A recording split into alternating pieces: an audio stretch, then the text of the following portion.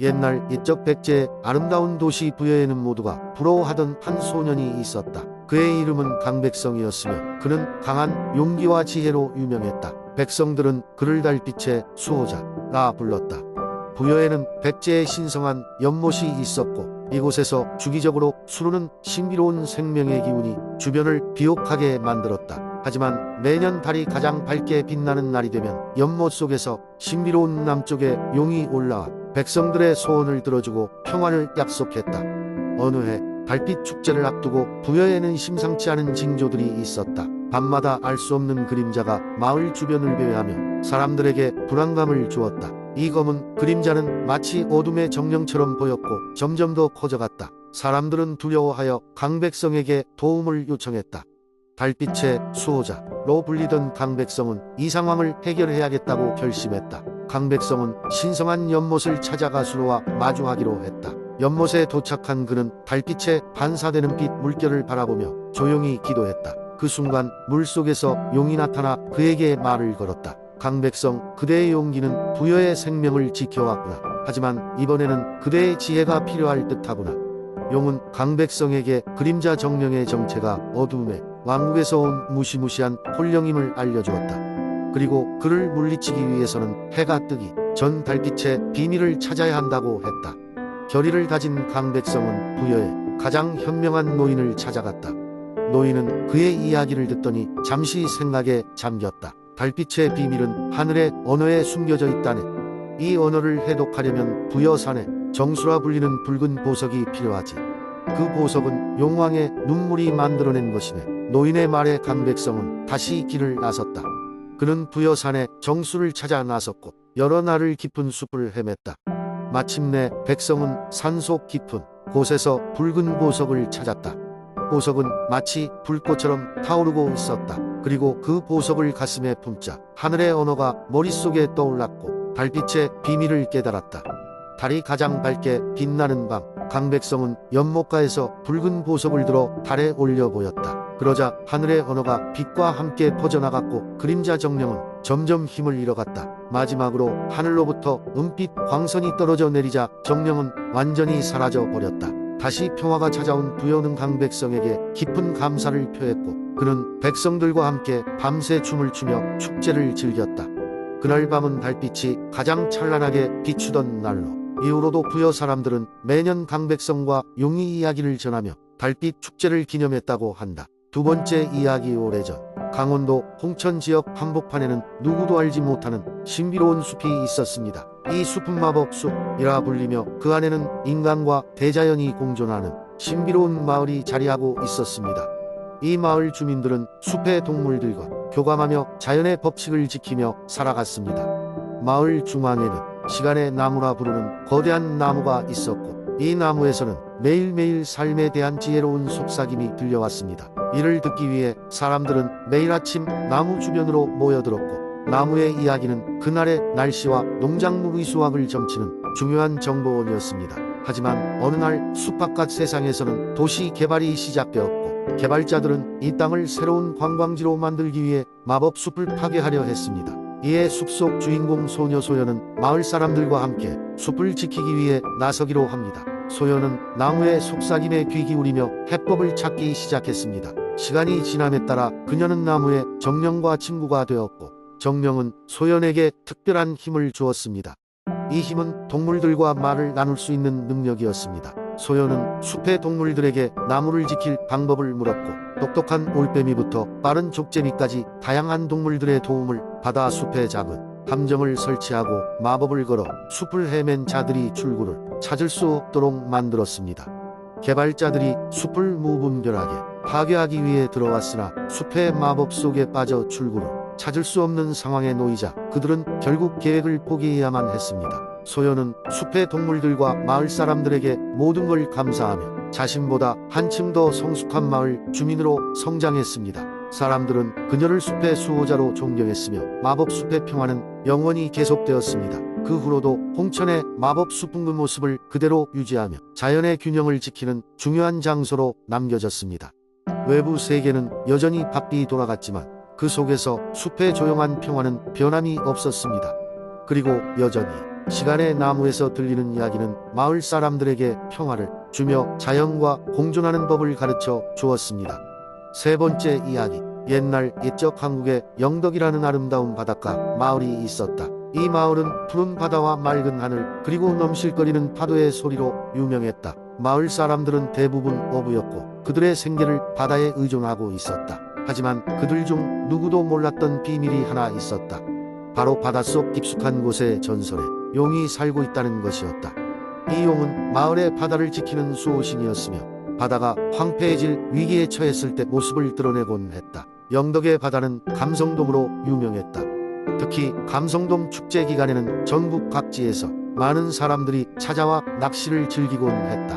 그런데 어느 해인가부터 감성돔이 급격히 줄어들기 시작했다. 마을 사람들은 이유를 알 수 없어 고민에 빠져 있었다.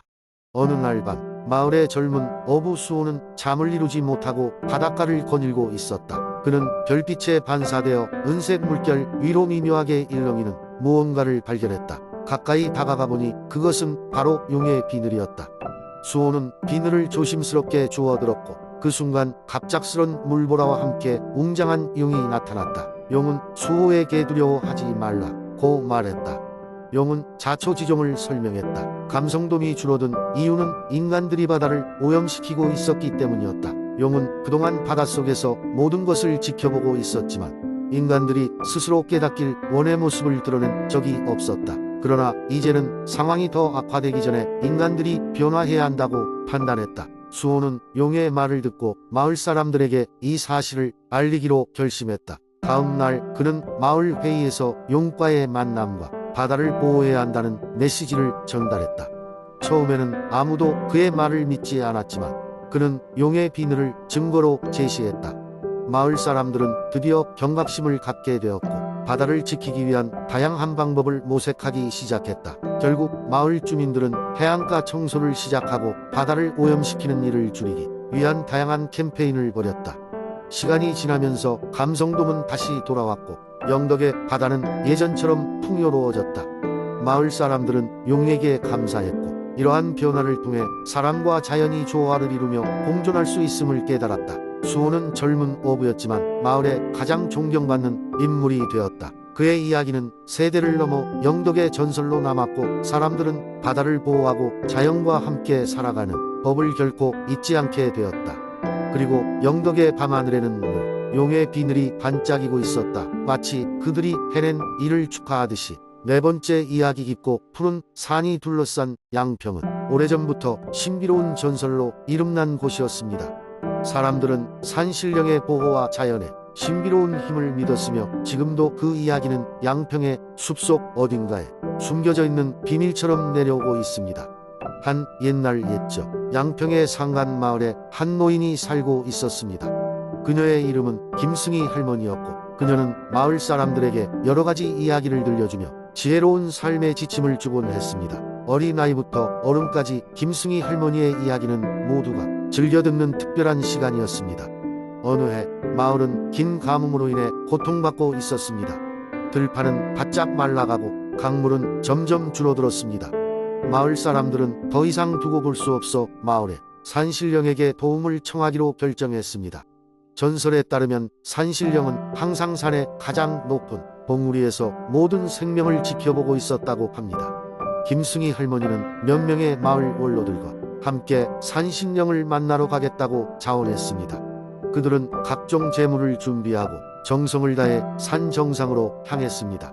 길고 험난한 여정 끝에 마침내 정상에 도착했을 때 그곳은 안개로 가득 차 신비로운 분위기를 자아냈습니다. 마을 사람들은 정성스럽게 제물을 바치고 산신령에게 기도를 올렸습니다. 그러자 한 환경이 괴소리를 내며 산신령께서 나타났습니다. 그 모습은 금빛으로 빛나는 여우였고 언젠가 마을 사람들에게 큰 은혜를 베푼 전설 속의 존재였습니다.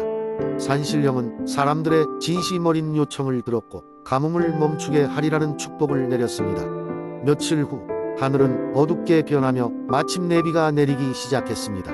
농작물들은 다시 푸르름을 되찾았고 마을 사람들은 산신령의 은혜에 감사하며 잔치를 열었습니다. 김승희 할머니는 이 경험을 통해 자연과 사람들 그리고 믿음의 중요성을 다시 한번 마을 사람들에게 일깨우며 깊은 감동을 전했습니다. 세월이 흘러 김승희 할머니는 이 이야기를 아이들에게 남기며 모든 것을 자연과 조화롭게 살아가는 법을 가르쳤습니다. 그리고 이 전설은 다시 이야기로 전해지면서 양평의 깊고 울창한 숲 속에 새로운 이야기가 더해졌습니다. 지금도 사람들은 양평의 숲으로 들어갈 때마다 그녀의 이야기를 기억하는 것을 잊지 않습니다. 다섯 번째 이야기. 옛날 옛적 충청남도의 서산 지역에는 울창한 숲과 광활한 논밭이 어우러진 아름다운 땅이 있었다. 그곳에는 서산 마을 사람들이 사랑했던 커다란 소나무가 있었고 그 소나무는 마을의 수호신처럼 불리며 많은 전설을 간직하고 있었다. 어느 날 마을에 이상한 일이 벌어지기 시작했다. 매일 밤마다 무엇인가가 논밭을 망가뜨리고 소를 놀래키는 바람에 마을 사람들은 점점 불안해졌다.